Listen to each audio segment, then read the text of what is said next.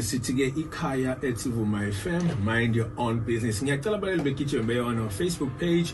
For now they can go ku Pelebane Pele, uzoba director kwi page elifanele, or kwi Instagram ethi Pelebane Pele nakhona futhi bazoya kwi page elifanele. Soon and very soon they will see us on YouTube. Hoping ukuthi bazo subscribe bebone this podcast namanye amaningi asazoza mamkhize.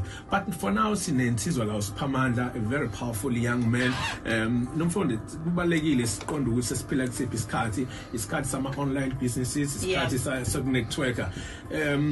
As umsakazi I know ukuthi namanye ama projects wenza eceleni. So ngamanye ama stream sakho se income asi1. You've got multiple streams of income. Uba creative ngendlela eyahlukahlukene. Siyabanxusa nabantu emakhaya ukuthi as much as ufunda umfundi esikoleni but akube khona into ikhandayo ngezandla zakhe oyenzayo. Soon and very soon kunomfundi wase Pietermaritzburg, she's doing it law.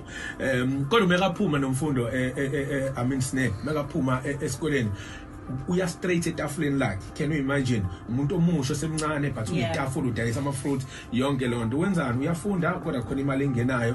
Kubalekile and siyaqhugquzela lokho ukuthi abantu abangavilaphi. So this young man is very powerful mfethu come up with disadvantaged background but naye ungene kuma online businesses wangena kuma network and he's doing very well. Unama achievement aphathekayo. My brother kulo 5 minutes sinawo awuzithule nje my brother igama nesibongo as well as Jelly company uqhamuka kuyona.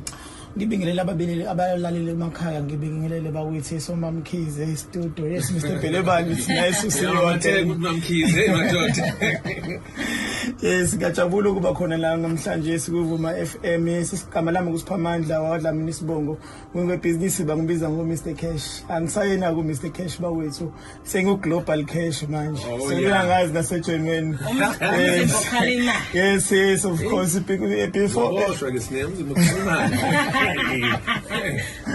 because of cryptocurrency bafethu, because of Uhapa Fund ngila ngikhona namhlanje, but ukubaleka kakhulu because of abantu mfethu ababe khona empilweni zami abangazange bayithathe indima yami engayidlala ekushizeleni kwami noma kwi poverty yami, abazange bayithathe njengento ephansi, abayithatha bangibona ukuthi no, this guy unayo potential. It's just that each and every person who successful une guidance anayo noma une mentor, you understand those into. So ngi understand igama lithi mentor until